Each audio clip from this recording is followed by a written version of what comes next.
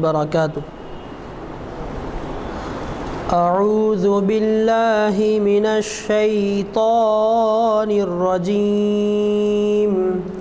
بسم الله الرحمن الرحيم. دعواهم فيها سبحانك اللهم وتحيتهم فيها سلام وآخر دعواهم أن الحمد لله رب العالمين. آج 18 شعبان 1446 ہجری مطابق 17 فروری 2025 عیسوی دن پیر بعد نماز عصر جامع مسجد عالیہ گن فاؤنڈری کے کانفرنس ہال میں منعقد کی جا رہی ہے شریعت انفارمیشن سروس کی 974ویں نشست. عنوان ہے استقبال رمضان کا شرعی پس منظر. مخاطب کریں گے محترم پروفیسر سید رشید نسیم ندوی صاحب. میں ادباً گزارش کرتا ہوں عالی جناب پروفیسر سید راشد نسیم ندوی صاحب سے وہ شہ نشین پر آئیں اور ہمیں مخاطب کریں. الحمدللہ رب العالمین والصلاة والسلام علی سید المرسلین وعلی آلہ واصحابہ اجمعین. اما بعد فقد قال اللہ تبارک وتعالی فی القرآن المجید والفرقان الحمید. اعوذ باللہ من الشیطان الرجیم. شهر رمضان الذي انزل فيه القرآن هدى للناس وبينات من الهدى والفرقان الى آخر الآیہ. صدق اللہ العظیم. عزیزان گرامی، گفتگو کرنی ہے استقبال رمضان کا شرعی پس منظر، اور اس سے مراد یہ ہے کہ اللہ کے رسول صلی اللہ علیہ وسلم رمضان المبارک کی آمد سے پہلے کون سی تیاریاں فرماتے تھے اور کن تیاریوں پر توجہ مبذول کرواتے تھے. اللہ تعالیٰ نے قرآن پاک میں اس ماہ مقدس کی اہمیت جو بیان فرمائی، جس کے سلسلے میں آیت کا ابتدائی حصہ بھی آپ کے سامنے پڑھا گیا کہ اس مہینے کو اللہ تعالیٰ نے قرآن مجید کے نزول سے مربوط فرمایا. اللہ تعالیٰ نے قرآن مجید کے ذریعے سے اس ماہ کو ہدایت سے مربوط فرمایا. اللہ تعالیٰ نے قرآن مجید کی واضح نشانیوں، معجزات اور علامتوں کو اس مہینے سے مربوط فرمایا. پھر فرمایا کہ فمن شہید منکم الشہر فلیصمہ. روزوں کو اللہ تعالیٰ نے اس ماہ مبارک میں فرض کیا. آگے چل کے اللہ تعالیٰ نے دعاؤں کی قبولیت کا تذکرہ فرمایا. قرآن پاک کی بیان کردہ ان فضیلتوں کے پیش نظر تو لازمی بات ہے کہ اللہ کے رسول صلی اللہ علیہ وسلم نے اس ماہ مبارک کا بڑا اہتمام کیا، اور اس اہتمام کا تذکرہ احادیث کی کتب میں بھی ہے، سیرت کی کتابوں میں بھی ہے. اور اس کی جو تیاری آپ صلی اللہ علیہ وسلم فرماتے تھے وہ تیاری دو طرح ہوتی تھی. چاہے تو آپ کہہ لیں کہ ایک تیاری تو خود جسمانی طور پر ہوتی تھی، فزیکلی تیاری کی جاتی تھی، اور دوسری تربیتی اور فکری تیاری ہوتی تھی. جہاں تک اللہ کے رسول صلی اللہ علیہ وسلم اس ماہ کے آمد سے پہلے جو تیاری شروع فرما دیتے تو ماہ شعبان میں خوب روزے رکھنے لگتے. حالانکہ دیگر مہینوں کے سلسلے میں ام المؤمنین حضرت عائشہ رضی اللہ تعالی عنہ کا بیان ہے کہ گاہے گاہے روزے رکھتے، کبھی ایسے روزے رکھتے کہ لگاتار روزے ہی روزے، اور کبھی ایسے روزے چھوڑتے کہ لگاتار چھوڑ دیتے. جیسے اب ایام 20 کے 3 روزے آپ نے مسلسل رکھے، اور اس کے بعد پھر معلوم یہ ہوا کہ جمعرات تک کوئی روزہ نہیں رکھا. 4-5 दिन रोज़े नहीं रखे, 3-4 दिन रोज़े रखे, ये कैफियत होती रही सिवाय माह शाबान के फरमाती हैं कि माह शाबान में मैंने देखा कि पूरा महीना जैसे रमज़ान में रोज़े रहते हैं वो तो नहीं थी बात, लेकिन बेशतर महीना और इस महीने के अक्सर अय्याम में आप सल्लल्लाहु अलैहि वसल्लम रोज़े रखते हैं। सहाबा ने पूछा भी कि इस माह में आप बकसरत रोज़े रखते हैं, तो अल्लाह के रसूल सल्लल्लाहु अलैहि वसल्लम ने इरशाद फरमाया कि इस महीने में आमाल अल्लाह ताला के दरबार में पेश किए जाते हैं और मैं पसंद करता हूँ कि जब मेरे आमाल अल्लाह ताला के दरबार में पेश हों तो मैं रोज़ेदार रहूँ। माह शाबान से अल्लाह के रसूल सल्लल्लाहु अलैहि वसल्लम दुआओं का अहतमाम करते हैं।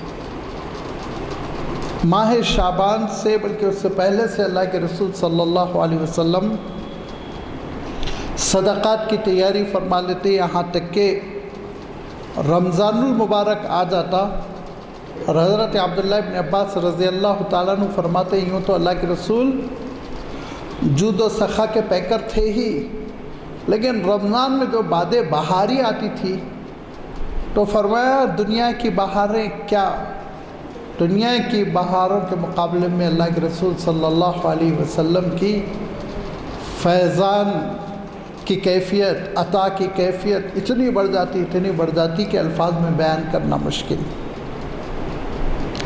तरबियती तैयारी जो फ़िक्री तैयारी जो होती, तो अल्लाह के रसूल सल्लल्लाहु अलैहि वसल्लम आने वाले महीने के तज़किरे फरमाते इश्तियाक़ के साथ, एक शौक़ वलवले के साथ। यहाँ तक कि हज़रत सलमान फ़ारसी रज़ी अल्लाह ताला अन्हु की रिवायत आपने अक्सर व बेशतर सुनी होगी कि तवील ख़िताब आपने फरमाया कि देखो एक ऐसा महीना साया फ़गन है जिस महीने की ये खुसूसियात है। फिर आपने खुसूसियात बयान फरमाई कि देखो ये सब्र का महीना है, ये हमदर्दी का महीना है, ये रोज़ों का महीना है, इसमें आमाल का अजर बहुत बढ़ जाता है, नफल करोगे तो तुमको फ़र्ज़ का सवाब मिलेगा, फ़र्ज़ करोगे तो 70 गुना ज़्यादा सवाब मिलेगा। अब आप सोचिए अगर ये इस तरह काउंसलिंग हो और वो भी सहाबा के दौर में, तो फिर सहाबा में से कोई भी ऐसा न रह जाता कि रमज़ान की एक नेकी भी छूट जाए। फिर शब क़द्र का तज़किरा फरमाते, तो अल्लाह के रसूल सल्लल्लाहु अलैहि वसल्लम रमज़ानुल मुबारक के आमद से पहले जो कैफियत होती, जो इसका इस्तक़बाल होता और जो उसकी आमद का इंतज़ार होता और जो इश्तियाक़ होता, वो सारी कैफियतें अहादीस की किताबों में मुंदरज है, बयान कर दी गई हैं।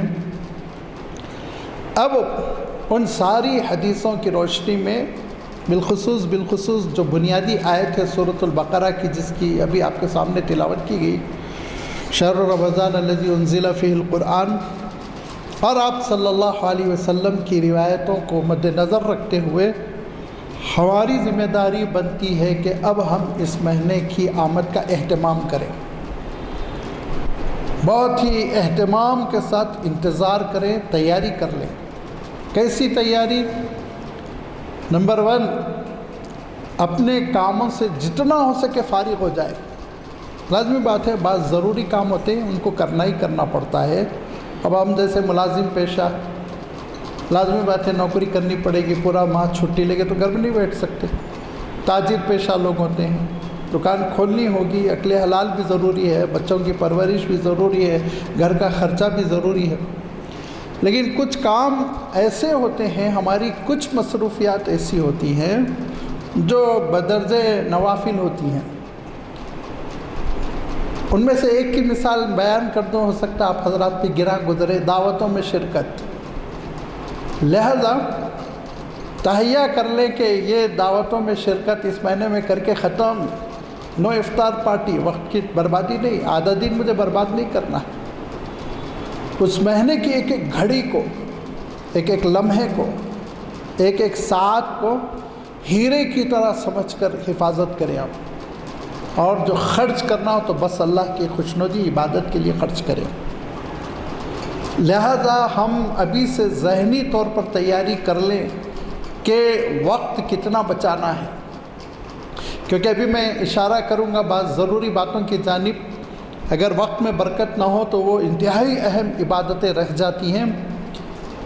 اس کے لیے ہم کو کیا کرنا ہے کہ بھئی جو ضرورت بھر کام ہے وہ ہم رکھیں گے رمضان میں. نہ شاپنگ، نہ دعوتیں، نہ افطار پارٹی، نہ ملاقاتیں، نہ عزیز و اقارب کی مجلسیں. رمضان بعد عید بعد پھر دوبارہ شروع کریں گے. میں یہ نہیں کہہ رہا ہوں کہ کوئی صلہ رحمی کا مسئلہ آ جائے، کوئی رشتہ دار سخت بیمار ہو آپ عیادت کے لیے بھی نہ جائیں. ضرورت بھر بس، غیر ضروری چیزوں کو آپ فہرست بنا کر نکال دیجئے. نہیں کرنا ہے مجھے یہ کام. اب لہذا وقت بچے گا. وقت بچ جائے تو جو سب سے اہم کام آپ کو کرنا ہے وہ تہجد پڑھنا ہے. تہجد رمضان میں بھی چھوڑ دیں ہم. اللہ کے رسول صلی اللہ علیہ وسلم سوائے مزدلفہ کے کبھی زندگی میں تہجد نہیں چھوڑی آپ نے. مزدلفہ کی شب میں آپ صلی اللہ علیہ وسلم نے تہجد چھوڑ دی کیونکہ اس رات بیدار تھے آپ صلی اللہ علیہ وسلم.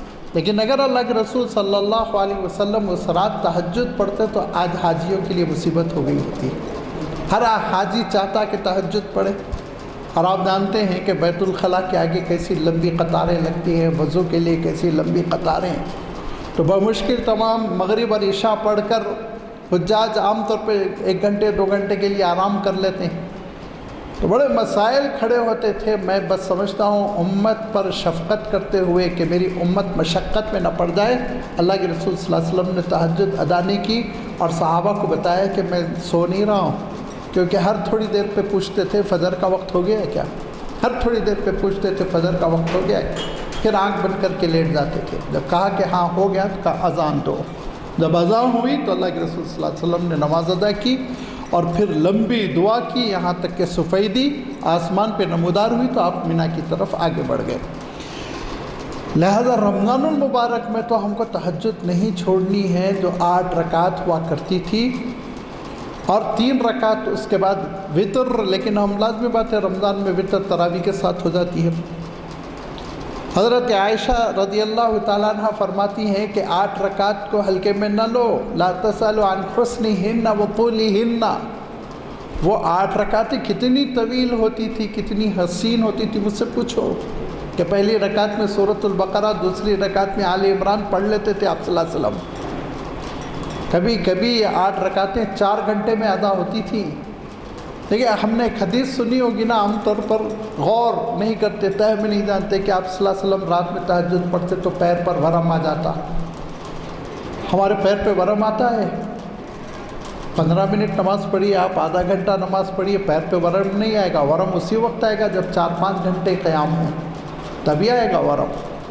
یہ اللہ کے رسول صلی اللہ علیہ وسلم کی تہجد بہت طویل ہوتی. لازمی بات ہے وہ کام ہم نہیں کر سکتے، میں جانتا ہوں، لیکن 8 رکعت نماز تو پڑھنی ہے. تو صرف سحری کے لیے اٹھنا اور سحری کھانے کے بعد پھر سو جانا، یہ رمضان کی قدردانی نہیں ہے، بالکل نہیں. سحری سے کم 40 منٹ 1 گھنٹہ پہلے بیدار ہو جائیں اور پھر اطمینان کے ساتھ تہجد کی نماز سے فارغ ہوں. سحری تناول کر لیں، کلی کر فوراً مسجد پہنچ جائیں، تلاوت کا اہتمام کریں.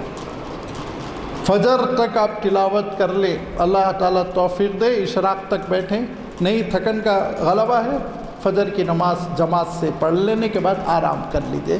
پھر دفتر کا وقت ہو جائے گا، تجارت کا وقت ہو جائے گا. 1-2 گھنٹے کے بعد لازمی بات ہے دنیاوی کاموں کے لیے نکلنا پڑے گا. تو آپ نے رمضان کا ایک بہت بڑا عمل انجام دے دیا. انشاءاللہ اللہ تعالیٰ ضرور قبول فرمائے گا قیام اللیل. کیونکہ اللہ کے رسول صلی اللہ علیہ وسلم نے فرمایا کہ اللہ تعالیٰ نے اس کے دن کے روزوں کو فرض کیا اور رات کے قیام کو سنت بنایا. لہذا رات کا قیام سنت کی شکل میں آپ کو مل گیا اور روزہ مل گیا. لازمی بات ہے ابھی سرکاری طور پر اعلامیہ غالباً نکل چکا ہے کہ کچھ تخفیف ہو جاتی ہے. 4:30 بجے شاید چھٹی ہو جاتی ہے. کیونکہ ہم تو سینٹرل گورنمنٹ کے ہیں تو ہمارے ہاں تو کوئی تخفیف نہیں ہوتی، اسٹیٹ گورنمنٹ میں تخفیف ہو جاتی ہے. تو آپ اب گھر پہنچیں گے افطاری سے کچھ پہلے، تھکے آ رہیں گے. افطار پارٹی کا مت سوچیے، پارٹیاں ہوتی رہیں گی، زندگی میں پارٹیوں کی کمی نہیں ہے. اب آپ سوچئے کہ افطار سے پہلے دعا، افطار سے پہلے دعا نہیں ملے گی آپ کو رمضان کے باہر، رمضان ہی میں یہ دعا ملنے والی ہے۔ فرمایا دیکھو جو تمہارے منہ سے بو آتی ہے نا دن بھر کے روزے کی وجہ سے، وہ اللہ تعالیٰ کے نزدیک مشک کی خوشبو سے بہتر ہے۔ اتنی پیاری ہے، اتنی پیاری ہے کہ ہو سکتا تمہارا پڑوس والا تھوڑا سا دور ہٹ جائے، لیکن اللہ تعالیٰ کے پاس بڑی مقبول خوشبو ہے وہ، اور اتنا اس کی فضیلت آئی کہ امام شافعی رحمۃ اللہ علیہ کہتے ہیں ظہر بعد مسواک بھی مت کرو۔ امام شافعی رحمۃ اللہ علیہ نے مشورہ دیا کہ اس کو برقرار رکھنے کے لیے ظہر بعد مسواک بھی نہ کرو تو، تاکہ وہ بو باقی رہے تمہارے منہ میں، جب اللہ کو پسند ہے تو کیوں نکالتے ہو منہ سے؟ مشورہ ہے امام صاحب رحمۃ اللہ علیہ کا، فیصلہ نہیں۔ لہذا یہ اس عالم میں جب کہ روزے سے کمر ٹوٹی جا رہی ہو، پیاس سے حلق میں کانٹے پڑ رہے ہوں اور منہ سے فاقے کی بو آ رہی ہو، اللہ کے دربار میں جب آپ دعا کریں گے نا تو اس کی قبولیت کے فیصلے فرشتے لے کر آئیں گے انشاءاللہ۔ ضائع مت کریے، بہت بڑی نعمت ہے، بہت بڑی نعمت ہے۔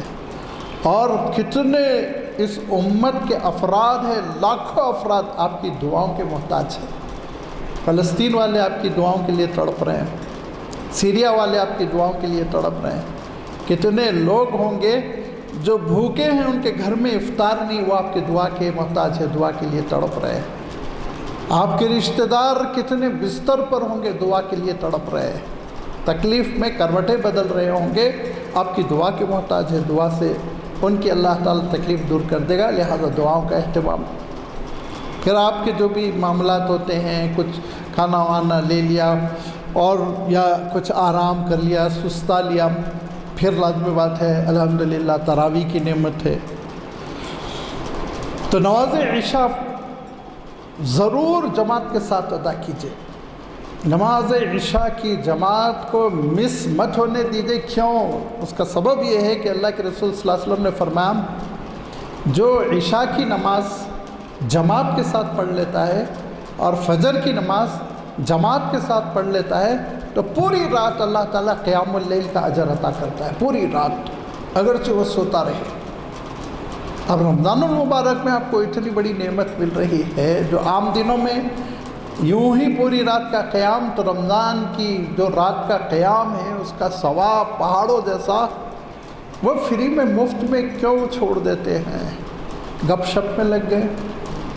اور میں خود عینی شاہد ہوں، میں گھومتا نہیں ہوں لیکن مجبوریوں میں میں دیکھتا ہوں کہ معلوم یہ ہوا کہ حریث کے سینٹرز پہ لائن لگی ہوئی ہے، ہوٹلوں کیفوں کے سامنے مجمع ہیں، اور ایک خاص مخصوص ہوٹل کی چائے پینے کے لیے دور دراز سے چلے آ رہے ہیں، اور اس کے بعد رات میں جا رہے ہیں اور الٹی سیدھی تراویح پڑھ رہے ہیں، 10-15 منٹ کے گھر میں آ کے سو رہے ہیں۔ کیا فائدہ؟ بتائیے مہینے کی کہاں قدردانی ہوئی؟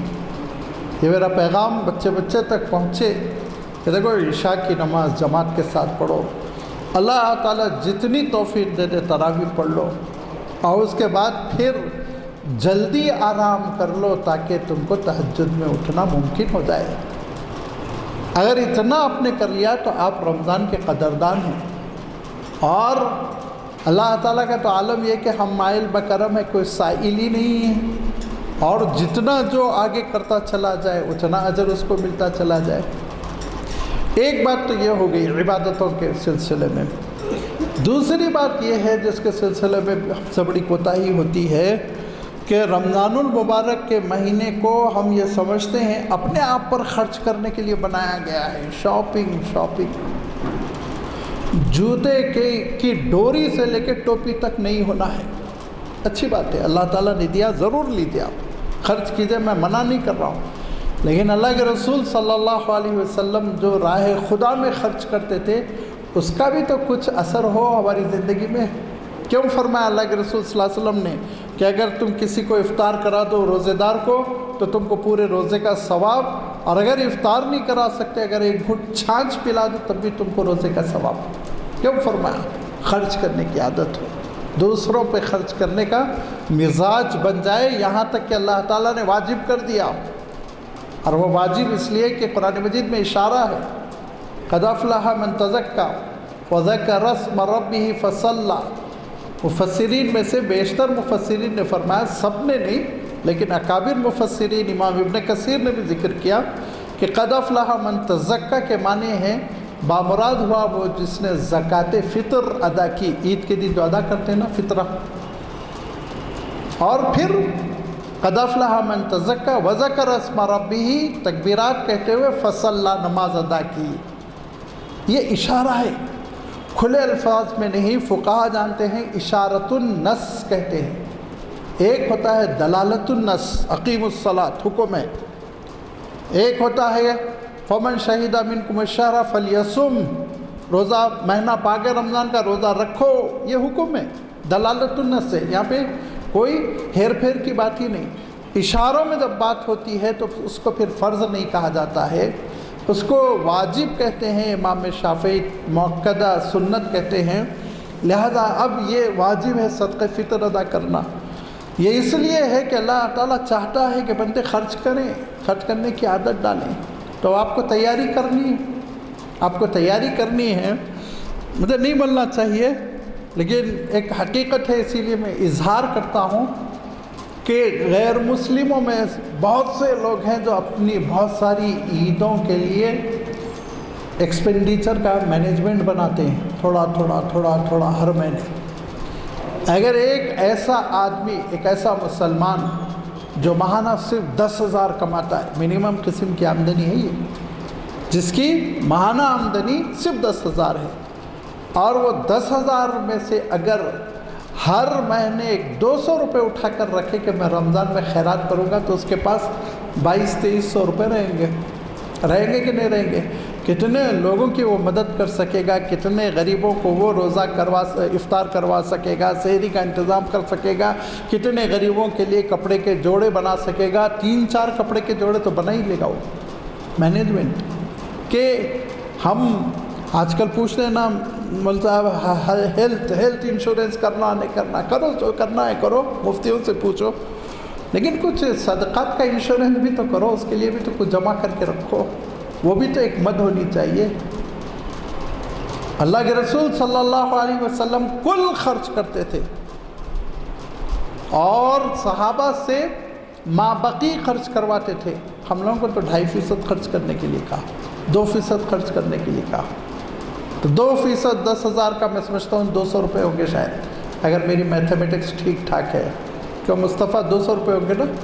नहीं, 10,000 का 2% कितना होगा?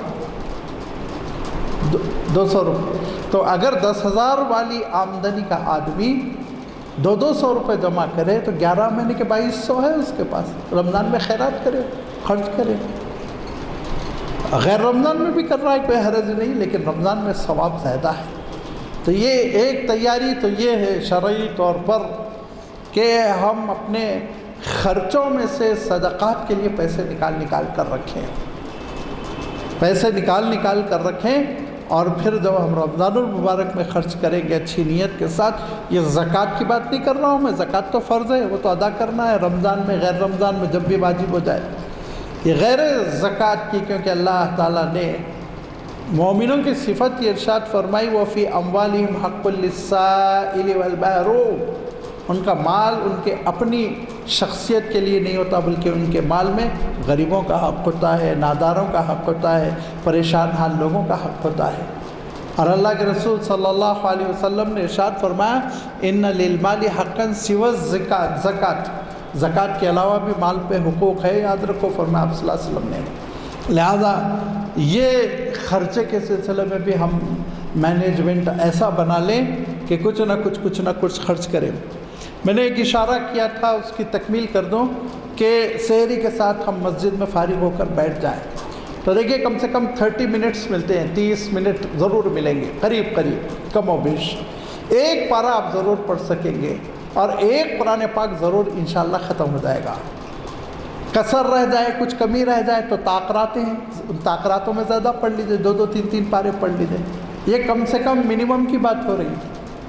वरना अल्लाह के रसूल सल्लल्लाहु अलैहि वसल्लम और जिब्राईल अमीन मिलकर 3 कुरान के मुज़ाकरे हो जाते। एक कुरान आप सल्लल्लाहु अलैहि वसल्लम सुनाते, एक कुरान जिब्राईल अमीन सुनाते, और आखिरी रमज़ान में एक कुरान का मज़ीद इजाफ़ा हो गया। اگر کوئی 3 قرآن پاک کا ختم کرتا ہے تب تو بہت اچھی بات ہے، لیکن ایک تو لازمی سمجھ لیں ہم۔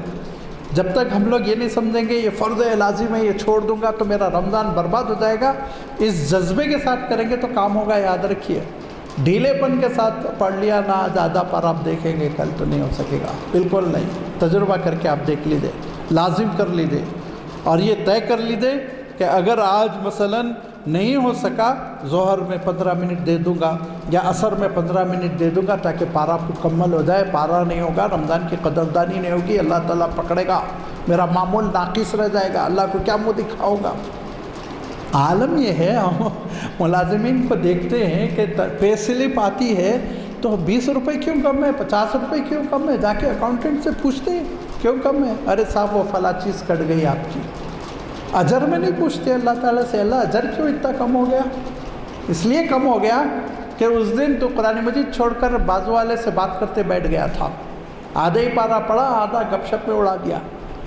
تو یہ کوتاہیاں جو ہوتی ہیں، ان کوتاہیوں پر ہم ضرور قابو پالیں، اور رمضان کی تیاری کے معنی یہ ہے کہ ہم یہ تہیہ کر لیں کہ کم سے کم علی الاقل کہہ رہا ہوں میں، یہ پاسنگ مارکس ہے کہ ایک قرآن مجید تو ختم کرنا ہے، ورنہ اگر آپ کو فرسٹ ڈویژن آنا ہے تو 3 قرآن پاک ختم کر لیجیے، ماشاءاللہ، اس سے اچھی اور کیا بات ہوگی۔